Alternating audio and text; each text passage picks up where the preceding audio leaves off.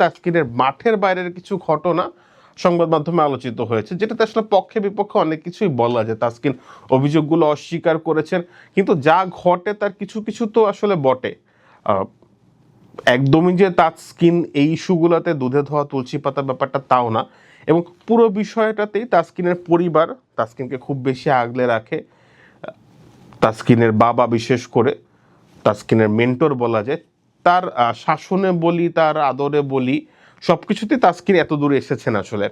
তো সেই সাপোর্টটা যতক্ষণ আছে তাসকিন ততক্ষণ হয়তো নিজেকে পুশ করে যাবেন, কিন্তু তার মাঠের বাইরে যে সকল ইস্যু রেগুলার আমাদের সামনে আসছে, কিছু সংবাদ মাধ্যমে প্রকাশিত হচ্ছে, কিছু অপ্রকাশিত রয়ে যাচ্ছে, সেগুলো কিন্তু আসলে কনসার্নিং।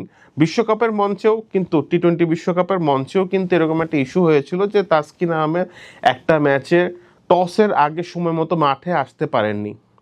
এটা কিন্তু বড় একটা মানে বিহেভিয়ারাল ইস্যু।